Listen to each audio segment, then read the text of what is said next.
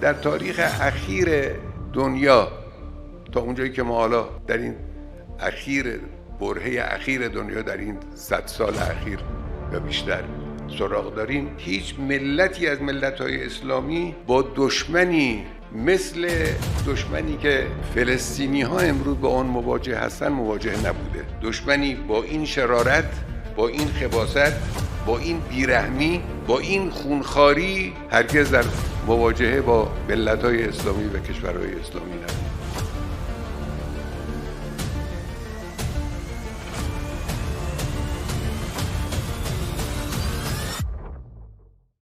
فلسطینی قوم کی مظلومیت کی داستان 100 برس سے زیادہ عرصے سے جاری ہے۔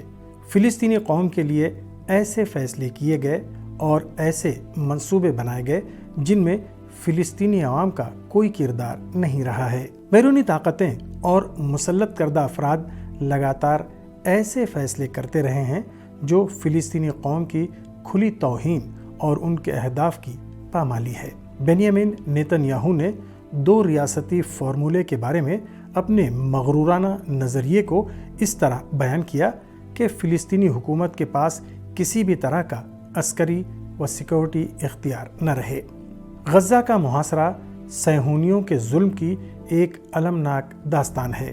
غزہ کے لوگوں کے پاس 24 گھنٹے میں صرف 4 گھنٹے بجلی رہتی ہے اور اسپتالوں کو بھی اسی افسوسناک صورتحال کا سامنا ہے۔ صہیونیوں نے غزہ پٹی کے عوام کے لیے غذائی اشیاء کی فراہمی کے سلسلے میں انتہائی غیر انسانی طریقہ اختیار کر رکھا ہے۔ صہیونی حکومت نے خفیہ طور پر غزہ میں ہر فلسطینی کے لیے ضروری کیلری کے سلسلے میں تحقیق کی اور اس کی بنیاد پر غزہ کے لیے غذائی اشیاء لے جانے والے ٹرکوں کی تعداد 400 سے گھٹا کر 106 کر دی۔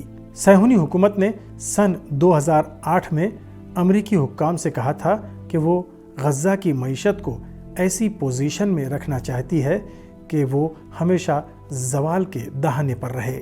صہیونی حکومت نے فلسطینیوں کی زمینوں پر قبضہ کر کے ایسی صورتحال پیدا کر دی ہے کہ غزہ پٹی میں جس کا رقبہ 365 مربع کلومیٹر ہے، 23 لاکھ لوگ رہنے پر مجبور ہیں اور یہ علاقہ دنیا میں تیسرا سب سے گنجان آبادی والا علاقہ ہے۔ صہیونی فلسطین میں اسلامی مقدسات کی مسلسل بے حرمتی کرتے ہیں۔ مسجد الاقصی میں فلسطینی نمازیوں پر حملہ ہر مسلمان کے دل کو مجروح کر دیتا ہے۔ فلسطینی قوم پر سخت حتیٰ انتہائی خطرناک حالات اور فیصلے مسلط کرنے کی ایک طویل تاریخ ہے۔ سرزمین فلسطین کے سلسلے میں بڑی طاقتوں کا رویہ ایسا رہا ہے کہ گویا یہ زمین رہنے والوں سے خالی ہو۔ 2 نومبر سن 1917 کو برطانیہ کے اس وقت کے وزیر خارجہ آرتھر جیمز بالفور نے اس ملک میں یہودی کمیونٹی کے سربراہ لیونر والٹر رچسفیلڈ کو ایک خط لکھا جس میں یورپ سے یہودیوں کو لے جا کر فلسطین میں بسانے کا ایک منصوبہ پیش کیا گیا تھا۔ کچھ عشرے بعد امریکی صدر ہیری ٹرومین نے برطانوی وزیر اعظم کو ایک خط لکھا اور اس میں زور دے کر کہا کہ یورپ میں پناہ گزین کیمپوں میں رہنے والے یہودیوں کو آوارہ وطنی اور قسمہ پرسی کی حالت سے نجات دینی چاہیے اور فوراً 1 لاکھ یہودیوں کو فلسطین منتقل کر دینا چاہیے۔ اقوام متحدہ نے سن 1947 میں قرارداد نمبر 181 کو منظور کرنے کا فیصلہ کیا، جس کی وجہ سے یہ خطہ 2 علاقوں میں تقسیم ہوا۔ یوں اس نے فلسطین کی آبادی کے 5.5% حصے پر مشتمل یہودیوں کو اس علاقے کے 56% کا مالک بنا دیا۔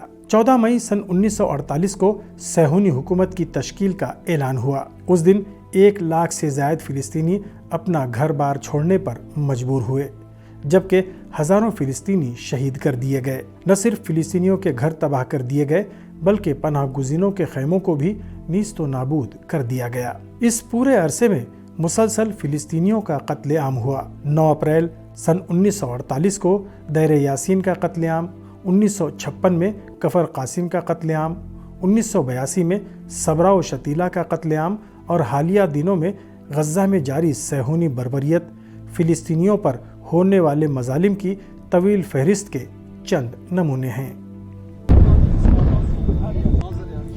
در مقابل این همه ظلم و جنایت یک ملت چه کار کنه؟ یک ملت غیور، یک ملت کهنسال، ملت فلسطین ملت امروز و دیروز که نیست، یک ملت چند هزار ساله است. در مقابل این همه ظلم یک ملت چه واکنشی از خودش نشان بده؟ خب معلومه طوفان به پا میکنه، فرصت پیدا کنه طوفان به پا میکنه. ملت‌های مسلمان عصبانی هستند، جدا عصبانی هستند. نشانه‌هاشو شما دارید می‌بینید، اجتماعات گروه‌های مردم، نه فقط در کشورهای اسلامی، در لس آنجلس، در هلند، در فرانسه، در کشورهای اروپایی، در کشورهای غربی مردم اجتماعات میکنن، مسلمان و غیر مسلمان.